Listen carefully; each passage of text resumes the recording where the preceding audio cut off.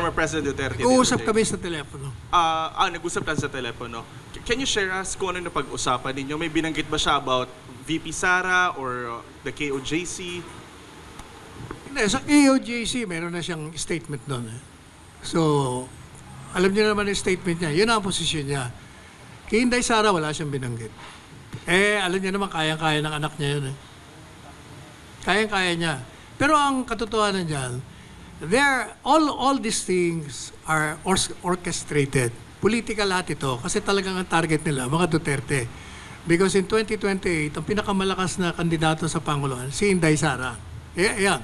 Kaya nga, if you remember, as then Chief Presidential Legal Counsel and spokesperson of the President, previous Duterte, in-advisean ko sila, tumakbo kayong dalawang presidente at vice-presidente. I was the one who launched the Duterte tandem. At napakataas ng kanilang rating nung nakarang halalan. Kasi ang talagang mataas na rating doon si Inday Sara. Pero for personal reasons, bumaba siya. Alam ko ang dahilan, pero siyempre in confidence yun. But nag-slide siya at nag-alyansa with the Marcoses. In fairness to Bongbong Marcos, ayaw niya naman maging presidente. Ang gusto lang niya, busy. Kaya lang nga, since wala nang tatakbo, ayun. And the reason why, magagalit sa akin yung grupo ng Marcos, pero ang katotohanan, kaya nanalo siya. 5 ang kandidato sa Panguluhan. Lacson, Lenny, Isko, Pacquiao, and Bongbong. Yun ang 4 na binanggat ko, maliban kay Bongbong Marcos, tinitira si Duterte. Di ba? Lahat sila tumira kay Duterte. But not Bongbong Marcos. He kept quiet. In fact, pinupuri niya si Duterte at sinabi niya, pag siya nanalo, he will continue with the policies. So kung kayo mga Duterte, saan kayo pupunta? Di syempre pupunta na kayo kay Marcos. Lalo pa, nandun pa yung anak. Kaya siya nanalo.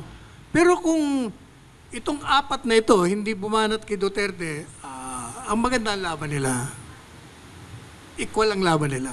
Kasi pipili ang tao. Ngayon, since umalis si Inday at nag-ambisyon naman itong si Martin, una tinanggal niya si Arroyo, siyempre nag-react naman yung kaalyado, umalis siya. That started the whole hulabaloo about this. Tinarget nila si Inday, kaya pumasok na dyan, after targeting Inday ng confidential funds, binanata na si Digong. After Digong, pinasok na si Pastor Kibuloy. Kaya yan ang senaryo. Kailangan talaga kasi gibain nila ito habang maaga pa. Otherwise, may problema talaga sila. Can you share us kung ano na lang yung napag-usapan po ninyo ni President? Kung ano na yung pag-usapan ninyo sa telepono? Well, ang pinag-usapan namin, yung sabi ko, papatawag ka daw. Although, sabi ko, hindi naman obligado kasi sinabi nila na, if you want, you can come or not. Pupunta ka ba? Sabi niya, paano naman ako pupunta roon? Yung congressional meeting, hindi naman tunay na hearing yan. They violate your rights. You cannot even speak. If you speak, they will stop you from speaking. Useless yan. Hindi ako a-attend. Sabi niya.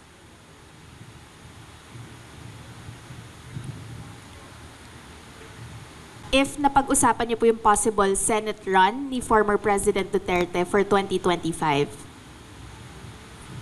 Hindi ba sinagot niya na yun? Kasi sabi ni Inday, tatakbo yung 3 anak niya. Hindi ba? Sabi ni Inday Sara yun eh. Pero sir, may affirmative reaction na po from the former president himself. Ang reaction niya ngayon, di ba? Nung nag-press con siya, sabi niya, kayo naman, nagpapapaniwala kayo sana kayo, nilalaro lang kayo, naniwala naman kayo. Ako, ang advice ko sa kanya is this. Sabi ko, Mr. President, ang advice ko sa iyo, tumakbo ka munang mayor. Dahil kung ayaw ni Basting tumakbo, kailangan mo ang Davao. Pakita mo na you're leading that. Kasi yung Nograles, sinisira siya ng mga Nograles, mga walang utang na loob. Pagkatapos niyang bigyan ng posisyon, pagkatapos niyang hindi ginantihan ng ginagawa sa kanyang paglapastangan nung nabubuhay pa yung ama, yun, Niyayari siya ng gusto. Sabi ko, tumakbo ka, Mayor. And then, sa 2028, mag-resign ka, tumakbo kang Vice President ng anak mo. Pag Duterte, maniwala ka, lahat ng mga kaalyado mo na bumaliktad lahat, babalik sa iyo yan bago magkaroon ng halalam. Bakit? Kasi sigurado kayong panalo. Napakalakas niyong mag-ama. Walang makakatalo sa inyo. Kahit ano pang gawin. If you notice, hindi ba nag-alyansa lahat? Nag-alyansa lahat ng mga partido eh. Ha? Lahat ng partido ng mga dati niyang kakampihan. Ang kalaban, magiging kalaban, PDP laban. Pero when he ran for the presidency, wala siyang kakampi. Walang gobernador, walang mayor, except for one, Governor Amante, walang barangay kapitan. Overwhelming. Kaya sabi ko, panalo ka kasi ang record mo speaks for yourself. Pati si Inday. Ang Pilipino, maniwala ka, hindi kayo iiwanan ng Pilipino pagdating sa halalan. Kayong mananalo. Kaya magbabalikan lahat yan kasi alam nila mananalo kayo, o di, delikado na naman sila. Definitely, yan ang politika. Whether we like it or not, that is the culture. Wala ka na magagawa niyan. Sir, ano po reaction ni former President Duterte dun sa advice niyo na tumakbo siya as Vice President in 2028? Sabi niya, sige. Sige, sabi niya, ituloy mo yung advocacy mo ng Duterte, tingnan natin. Ganun naman yun. Hindi niya sasabihin sa'yo. Ever since, kahit na, di ba, ako nagpatakbo sa kanya. It took me 10 years, di ba? 10 taong ko niligawan niya, buwinisit. Ayaw niya nga talaga. Hanggang sa last minute, di ba, ayaw mag-file. Gumawa na naman ako ng paraan hanggang finally, napa-oo ko. Ganyan ang mga Duterte. Hindi mo malalaman kung anong gagawin nila. Sir, accurate to say at least na the former president is at least considering. Accurate yun, sir. Fair to say that one? Hindi. Not considering. He is open to any possibility. Tandaan nyo, nagsalita siya. Ako gusto ko na magretiro, pero napipersa akong lumabas eh. Dahil sa nangyayari sa bansa. O yun ang sagot ko sa tanong mo. Pero ako, kung ako tatanungin, talagang dapat tumakbo sila. Yan lang ang magiging solusyon sa lahat ng problema ngayon.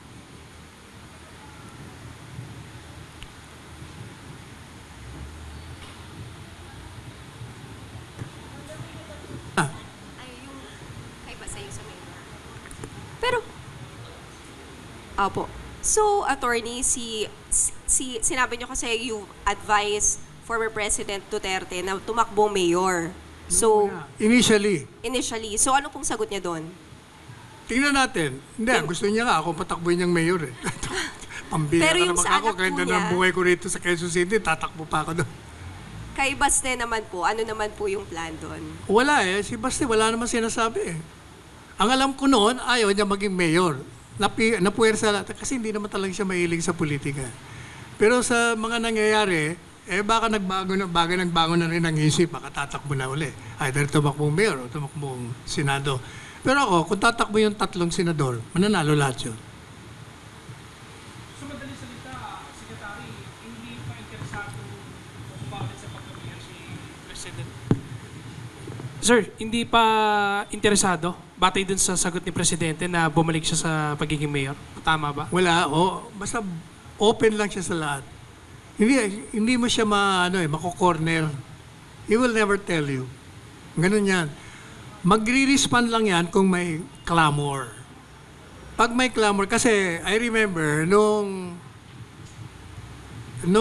di ba, hindi na siya nag-file ng certificate of candidacy. Meron kaming atin na premiere night dyan sa Mega Mall. Kasi, nung hindi na siya nag-file, wala nang pag-asa. Tinawagan ko siya. Pag kami dalawa nag-uusap, ang tawagan namin, Padre. Sabi ko, pwede ba pumunta ka rito sa Maynila? This was 1 week after sinabi niya, hindi na siya nag-file eh. Ayaw ko. Sabi niya, anong meron? Sabi ko, birthday ni Doktora, ni Selly. Pupunta ako dyan.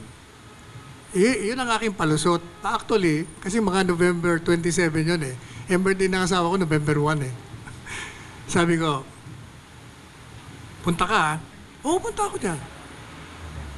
Pagkatapos sabi ko, pag nandito ka, makikiusap ako, kung pwede lang. pwede ba kausapin mo yung mga, may imbitan ako mga bilyonaryo kong kaibigan. Kausapin mo lang. Kasi ang gusto ko, kausapin ng mga bilyonaryo, suportahan siya. Kasi hindi siya tumatanggap ng pera eh. Ayaw niya tanggapin ng mga ano. Pwede ba ako, imbitahan ko sila? Oo. Wala rin sabi. Dumating. Siyempre, naganda ako eh. Birthday party. Unang hinahanap niya yun, nagbe-birthday. Nasaan si doktora? Sabi ko na sa clinic. Ito sa clinic, kala ko ba? Hindi, pupunta yon. So, tinawagan ko yung asawa ko. Pambihira ka naman. Mabubuking ako ni Rudy rito. Punta ka na rito. Dumating siya. Pero after 15 minutes, umalis na yun kasi may clinic eh. Madaling sabi, nag-dinner. Kinausap niya yung mga bilyonaryo doon. Nung matapos sila mag-usap, tanong ko doon sa mga bilyonaryo. Ano sabi ni Indigo? Ang sabi namin sa kanya, Mayor, just say you might reconsider. Yun lang announcement ang hinihingi namin sa'yo. And we will pump in 1 billion campaign funds for you. Anong sagot? Wala, nag-smile lang. Madaling sabi, nung matapos yung dinner, sabi niya sa akin, Sal, meron tayong premiere night, tayo kaibigan mo si... basta may kaibigan akong kliyenteng artista.